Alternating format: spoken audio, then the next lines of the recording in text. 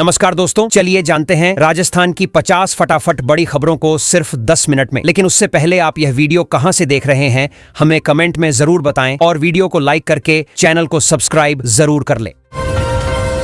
राजस्थान में मानसून अब पूरे प्रदेश में सक्रिय हो चुका है। अधिकांश जिलों में लगातार अच्छी बारिश दर्ज की जा रही है, जिससे मौसम सुहावना बना हुआ है। बारिश के कारण जल स्रोतों में पानी बढ़ रहा है और किसानों को भी बड़ी राहत मिली है। मौसम विभाग के अनुसार अगले कुछ दिनों तक कई क्षेत्रों में वर्षा की गतिविधियां जारी रहने की संभावना है। मौसम विभाग ने भरतपुर संभाग के कई जिलों में आज भारी बारिश का पूर्वानुमान जारी किया है। प्रशासन ने संबंधित जिलों में आवश्यक तैयारियां पूरी कर ली हैं और लोगों को मौसम संबंधी सलाह का पालन करने के लिए कहा गया है। लगातार वर्षा से जलभराव वाले क्षेत्रों पर विशेष निगरानी रखी जा रही है तथा राहत दल भी सतर्क बनाए गए हैं।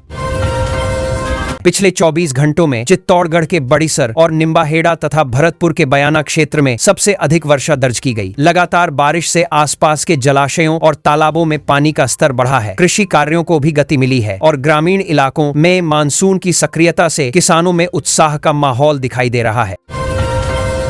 दौसा, बारां, भीलवाड़ा और अजमेर के अनेक इलाकों में मध्यम से भारी बारिश दर्ज की गई। वर्षा से तापमान में गिरावट आई है और लोगों को गर्मी से राहत मिली है। स्थानीय प्रशासन जल निकासी व्यवस्था पर लगातार नजर बनाए हुए है ताकि आम जनजीवन सामान्य बना रहे और आवश्यक सेवाएं प्रभावित न हों।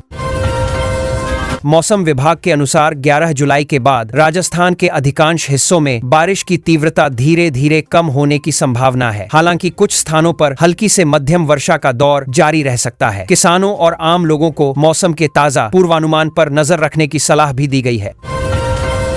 राज्य सरकार ने सरकारी कर्मचारियों के तबादलों के लिए दी गई छूट की अवधि बढ़ाकर आज 10 जुलाई तक कर दी है। संबंधित विभागों में स्थानांतरण से जुड़े प्रस्तावों और आवेदनों का निस्तारण अंतिम चरण में चल रहा है। इससे विभिन्न विभागों में प्रशासनिक कार्यों को समयबद्ध तरीके से पूरा करने का प्रयास किया जा रहा है। सीकर में प्रस्तावित आदिनिया रथ यात्रा को लेकर श्री जगन्नाथ मंदिर प्रशासन ने आपत्ति दर्ज कराई है। प्रशासन का कहना है कि इस आयोजन से जुड़ी कुछ परंपरागत व्यवस्थाओं पर विचार किया जाना आवश्यक है। इस विषय को लेकर संबंधित पक्षों के बीच संवाद और प्रशासनिक स्तर पर चर्चा जारी है।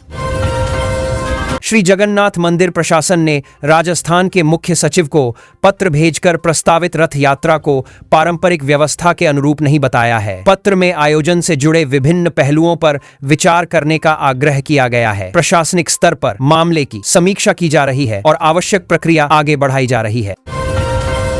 मानसून की अच्छी बारिश के साथ ही राजस्थान में खरीफ फसलों की बुआई तेज हो गई है। किसान धान, बाजरा, मूंग, उड़द और अन्य मौसमी फसलों की खेती में जुटे हुए हैं। पर्याप्त नमी मिलने से इस बार अच्छी पैदावार की उम्मीद बढ़ी है, जिससे कृषि क्षेत्र में सकारात्मक माहौल बना हुआ है।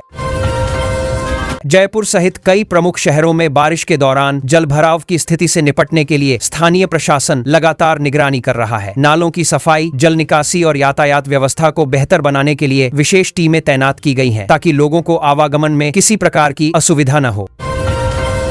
प्रदेश में मानसून के पूर्ण आगमन के बाद तालाबों, बांधों और अन्य जल निकायों के जलस्तर में लगातार सुधार देखने को मिल रहा है। इससे पेयजल उपलब्धता और सिंचाई व्यवस्था को मजबूती मिलने की उम्मीद है। जल संसाधनों में बढ़ोतरी से आने वाले महीनों में किसानों और ग्रामीण क्षेत्रों को लाभ मिलेगा। मौसम विभाग का अनुमान है कि 11 जुलाई के बाद राजस्थान के उत्तरी और पूर्वी हिस्सों में केवल छिटपुट बारिश होने की संभावना है। अधिकांश क्षेत्रों में वर्षा की गतिविधियां कमजोर पड़ सकती हैं। इसके बावजूद स्थानीय स्तर पर मौसम में बदलाव बना रहेगा और समय समय पर हल्की बारिश हो सकती है। राजस्थान के पश्चिमी जिलों श्रीगंगानगर और जैसलमेर में अधिकतम तापमान अब भी लगभग 40 डिग्री सेल्सियस के आसपास बना हुआ है। मानसून की सक्रियता के बावजूद इन क्षेत्रों में गर्मी का प्रभाव पूरी तरह कम नहीं हुआ है। मौसम विभाग लगातार तापमान और वर्षा की स्थिति पर निगरानी रखे हुए है। बारिश के बाद राजस्थान के प्रमुख पर्यटन स्थलों पर हरियाली बढ़ने लगी है। प्राकृतिक सौंदर्य में वृद्धि होने से आने वाले दिनों में पर्यटकों की संख्या बढ़ने की उम्मीद जताई जा रही है। पर्यटन विभाग भी आगंतुकों को बेहतर सुविधाएं उपलब्ध कराने और पर्यटन गतिविधियों को बढ़ावा देने की दिशा में कार्य कर रहा है। शिक्षा विभाग द्वारा शिक्षकों के स्थानांतरण से संबंधित आवेदन और दस्तावेजों की प्रक्रिया अंतिम चरण में पहुंच गई है। विभाग समयबद्ध तरीके से सभी मामलों का निस्तारण करने में जुटा है। स्थानांतरण प्रक्रिया पूरी होने के बाद नए शैक्षणिक सत्र में विद्यालयों में शिक्षकों की उपलब्धता बेहतर होने की उम्मीद है। मानसून की सक्रियता के बाद राजस्थान की विभिन्न कृषि मंडियों में फसलों की आवक बढ़ने लगी है। इसके साथ ही कई कृषि उत्पादों की कीमतों में भी बदलाव देखा जा रहा है। मंडी समितियां लगातार बाजार की स्थिति पर नजर बनाए हुए हैं ताकि किसानों को उचित मूल्य मिल सके और व्यापारिक गतिविधियां सुचारू रूप से चलती रहें। जल संसाधन विभाग ने प्रदेश के सभी प्रमुख बांधों और जलाशयों के जलस्तर की नियमित निगरानी शुरू कर दी है। लगातार हो रही बारिश को देखते हुए विभाग की टीमें 24 घंटे स्थिति पर नजर रख रही हैं। आवश्यकता अनुसार संबंधित अधिकारियों को समय पर सूचना देने और समन्वय बनाए रखने के निर्देश दिए गए हैं। राजस्थान में सौर ऊर्जा परियोजनाओं के विस्तार के लिए नए निवेश प्रस्तावों पर लगातार चर्चा चल रही है। सरकार का उद्देश्य स्वच्छ ऊर्जा उत्पादन को बढ़ावा देना और ऊर्जा क्षेत्र में निवेश आकर्षित करना है। इन परियोजनाओं के माध्यम से रोजगार के नए अवसर भी विकसित होने की उम्मीद जताई जा रही है। बरसात के मौसम को ध्यान में रखते हुए राज्य के सभी स्थानीय निकायों को स्वच्छता और जल निकासी व्यवस्था मजबूत करने के निर्देश दिए गए हैं। नगर निकाय नियमित सफाई, नालों की देखरेख और जलभराव की रोकथाम के लिए विशेष अभियान चला रहे हैं ताकि नागरिकों को किसी प्रकार की परेशानी का सामना न करना पड़े।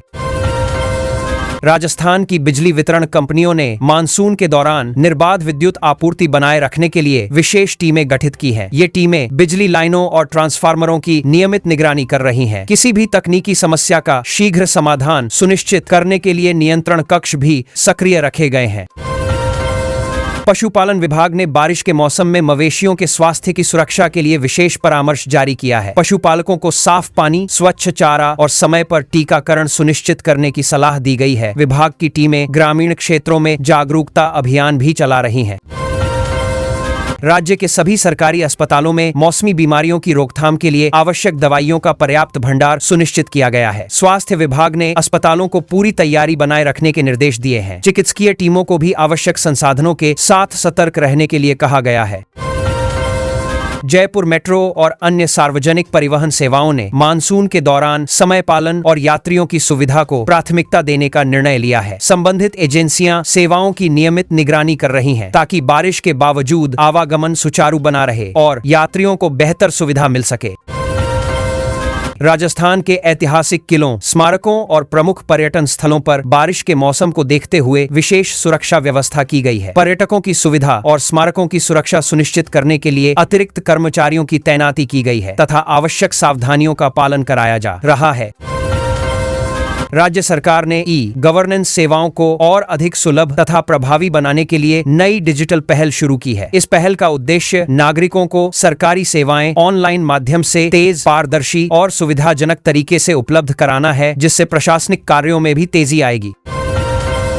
राजस्थान के विभिन्न औद्योगिक क्षेत्रों में बुनियादी ढांचे के विकास के लिए नई परियोजनाओं को स्वीकृति दी गई है। इन परियोजनाओं के माध्यम से उद्योगों को बेहतर सुविधाएं उपलब्ध कराने, निवेश बढ़ाने और रोजगार के नए अवसर सृजित करने का लक्ष्य निर्धारित किया गया है।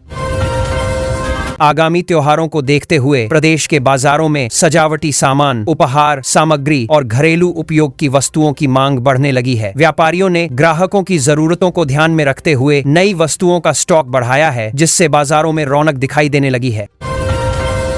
महिला स्वयं सहायता समूहों द्वारा तैयार किए जाने वाले हस्तशिल्प उत्पादों को बढ़ावा देने के लिए नए कौशल केंद्र खोलने की योजना बनाई गई है। इन केंद्रों में महिलाओं को आधुनिक प्रशिक्षण, विपणन और उत्पाद विकास से संबंधित सुविधाएं उपलब्ध कराई जाएंगी, जिससे उनकी आय बढ़ाने में सहायता मिलेगी।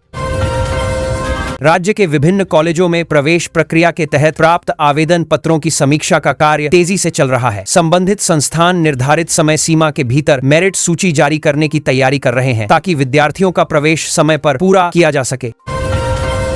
राजस्थान वन विभाग ने मानसून के दौरान आयोजित होने वाले वृक्षारोपण महाअभियान की सभी तैयारियां पूरी कर ली हैं। अभियान के तहत प्रदेश के विभिन्न जिलों में बड़े पैमाने पर पौधारोपण किया जाएगा। पर्यावरण संरक्षण और हरित क्षेत्र बढ़ाने के उद्देश्य से जनभागीदारी को भी प्रोत्साहित किया जा रहा है। ग्रामीण क्षेत्रों में मनरेगा के तहत जल संरक्षण से जुड़े कार्यों को गति दी गई है। तालाबों की खुदाई, जल संचयन संरचनाओं का निर्माण और पुराने जल स्रोतों के संरक्षण पर विशेष ध्यान दिया जा रहा है। इन कार्यों से ग्रामीणों को रोजगार मिलने के साथ साथ भविष्य में सिंचाई और पेयजल व्यवस्था को भी मजबूती मिलने की उम्मीद है।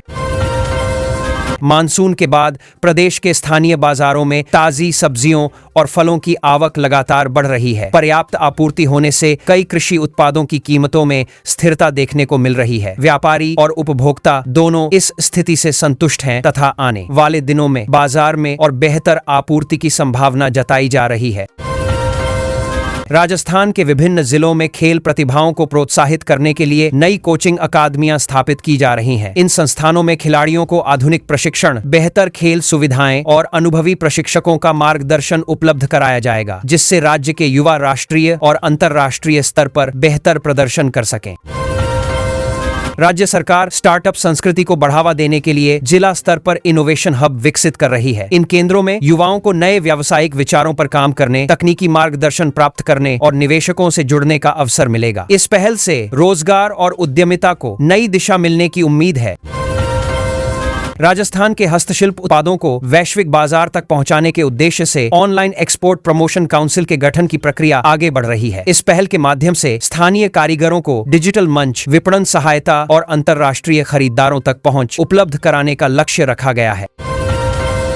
प्रदेश के सार्वजनिक पार्कों और उद्यानों में हरियाली बढ़ाने के लिए विशेष अभियान चलाया जा रहा है। विभिन्न स्थानों पर पौधारोपण, उद्यानों के सौंदर्यीकरण और नियमित रखरखाव का कार्य तेज किया गया है। इस पहल का उद्देश्य पर्यावरण संरक्षण के साथ नागरिकों को स्वच्छ और आकर्षक सार्वजनिक स्थल उपलब्ध कराना है। राजस्थान में सड़कों की मरम्मत और रखरखाव के लिए विशेष अभियान शुरू किया गया है। सार्वजनिक निर्माण विभाग द्वारा विभिन्न जिलों में क्षतिग्रस्त सड़कों की पहचान कर मरम्मत कार्य तेज किया जा रहा है। इससे यातायात व्यवस्था अधिक सुरक्षित और सुगम बनाने का लक्ष्य निर्धारित किया गया है। ग्रामीण क्षेत्रों के सरकारी स्कूलों में डिजिटल साक्षरता बढ़ाने के लिए नए कंप्यूटर लैब स्थापित किए जा रहे हैं। विद्यार्थियों को आधुनिक तकनीक से जोड़ने और डिजिटल शिक्षा को मजबूत बनाने के उद्देश्य से आवश्यक उपकरण उपलब्ध कराए जा रहे हैं। इससे ग्रामीण छात्रों को भी बेहतर तकनीकी शिक्षा का लाभ मिलेगा। राजस्थान के लोक कलाकारों के लिए कला सम्मान निधि योजना के अंतर्गत आवेदन प्रक्रिया को और सरल बनाया गया है। कलाकार अब आसानी से आवेदन कर सकेंगे और उन्हें सरकारी सहायता प्राप्त करने में सुविधा होगी। इस पहल का उद्देश्य राज्य की पारंपरिक लोक कला और कलाकारों को प्रोत्साहन देना है। सूक्ष्म, लघु और मध्यम उद्यमों यानी MSME क्षेत्र को बढ़ावा देने के लिए प्रदेश भर में क्षण सहायता शिविर आयोजित किए जा रहे हैं। इन शिविरों के माध्यम से उद्यमियों को वित्तीय योजनाओं की जानकारी, बैंकिंग सहायता और व्यवसाय विस्तार के लिए आवश्यक मार्गदर्शन उपलब्ध कराया जा रहा है। राजस्थान में जैविक खेती को बढ़ावा देने के लिए किसानों को विशेष प्रशिक्षण दिया जा रहा है। प्रशिक्षण कार्यक्रमों में प्राकृतिक खेती, उन्नत कृषि तकनीकों और जैविक खाद के उपयोग की जानकारी दी जा रही है। इसका उद्देश्य उत्पादन बढ़ाने के साथ पर्यावरण संरक्षण और टिकाऊ कृषि को प्रोत्साहित करना है। पुलिस विभाग अपराध नियंत्रण को और प्रभावी बनाने के लिए तकनीकी सर्विलांस प्रणाली को मजबूत कर रहा है। आधुनिक उपकरणों और डिजिटल तकनीकों के उपयोग से निगरानी क्षमता बढ़ाई जा रही है। इससे कानून व्यवस्था को सुदृढ़ करने और त्वरित कार्रवाई सुनिश्चित करने में सहायता मिलने की उम्मीद है। राज्य के प्रमुख बस अड्डों पर यात्रियों की सुविधा बढ़ाने के लिए विभिन्न विकास कार्य किए जा रहे हैं। प्रतीक्षालय, पेयजल, स्वच्छता और अन्य मूलभूत सुविधाओं का विस्तार किया जा रहा है। परिवहन विभाग का लक्ष्य यात्रियों को अधिक सुरक्षित, सुविधाजनक और आधुनिक यात्रा अनुभव उपलब्ध कराना है।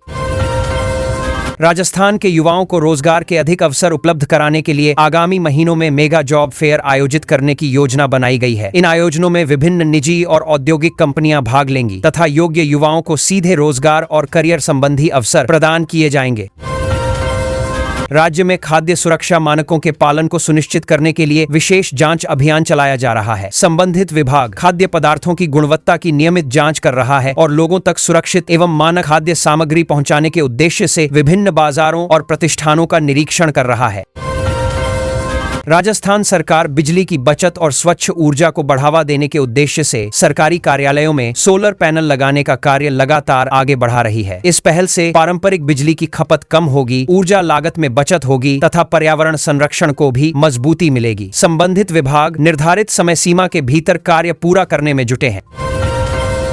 प्रदेश के विभिन्न जिलों में आगामी महीनों में सांस्कृतिक महोत्सव आयोजित करने की रूपरेखा तैयार की गई है। इन आयोजनों के माध्यम से राजस्थान की लोक संस्कृति, लोक संगीत, लोक नृत्य और पारंपरिक कलाओं को व्यापक मंच मिलेगा। पर्यटन को बढ़ावा देने के साथ स्थानीय कलाकारों को अपनी प्रतिभा प्रदर्शित करने का अवसर भी प्राप्त होगा।